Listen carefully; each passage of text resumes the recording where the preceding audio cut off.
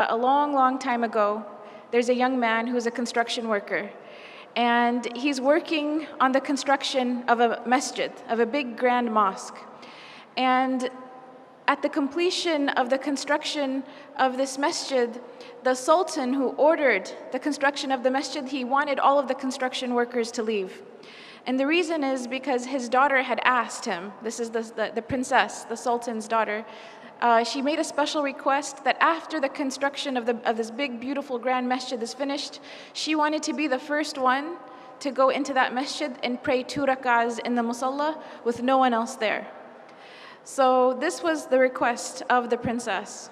So as the masjid is finished, the construction workers leave, and this one construction worker, he was falling behind, he was late, and he didn't realize that everyone else had already left. And they had allowed the princess into the masjid to go pray.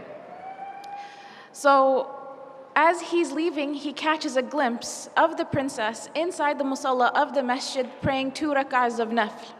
And the scene was just so incredible to him. It was such an amazing scene. And he basically just fell in love with the princess. It was just a very beautiful image to him, and he fell in love with her. And it became more than that. He became infatuated with her. So when he came home, he told his mother about what had happened, and he said, "You have to go to the sultan and ask for the princess's hand in marriage." And the mother said, "I can't do that. You're a construction worker. No one's the sultan's not going to have his daughter marry you." But this construction worker became infatuated. He couldn't work, he couldn't think, he couldn't eat, he couldn't sleep. He was just in a miserable state. And the mother, out of fearing for her son and his well-being, she realized that if she doesn't do something, he may die because he's refusing food and water at this point. So she goes to the palace and she asks to speak to the sultan, and the guards, they turn her away. And she insists and she says, "My son is going to die. I have to talk to the sultan." So finally, they let her talk to the sultan. And she mentions the story to the sultan, and the sultan asks that she come back with the construction worker. So they come back together, and he tells the construction worker, after everyone leaves the masjid at nighttime, after Isha prayer, you have to come and pray qiyam in this masjid for 40 nights.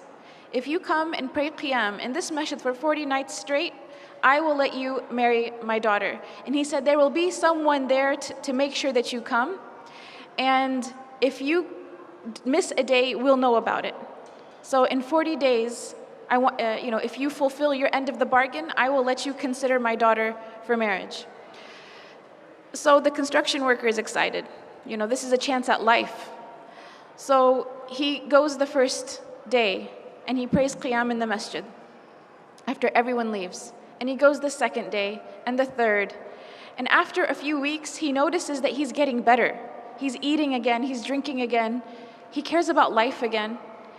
And eventually he starts to really, really enjoy coming to the masjid and praying qiyam when everyone else has left. To such an extent that he starts to pray to Allah, that Allah never takes away these beautiful moments that he has with him, alone in solitude, praying to him in the night. So 40 days pass, 50 days pass, 60 days pass, 70 days pass, and eventually the sultan asks to see the construction worker. And he says, "How come you didn't come see me? You fulfilled your end of the bargain. You prayed all 40 nights. We saw that you prayed. How come you didn't come and see me?" And the construction worker turns to the sultan and he says, "Before I saw your daughter, my heart was empty. And the first thing of beauty that my heart was exposed to was your daughter. And that's why it grabbed onto that experience. But then after I started praying in the masjid for 40 nights, my heart witnessed a beauty that was much greater than her. My heart witnessed a beauty that it has never felt before." And he tells the sultan, he goes on to say, "Thank you so much for offering me your daughter to consider, but I am happy where I am and I am in no need of her." And he goes on his way. And he doesn't marry the princess because he had found a love and a beauty and a happiness that was much greater than just seeing the princess that one time. And this was the love of Allah subhanahu wa ta'ala. This is the beauty of a close relationship with Allah subhanahu wa ta'ala. This is something that only the one who has experienced it can really talk about it. Or can, and even if they were to try to talk about it, it doesn't do it justice.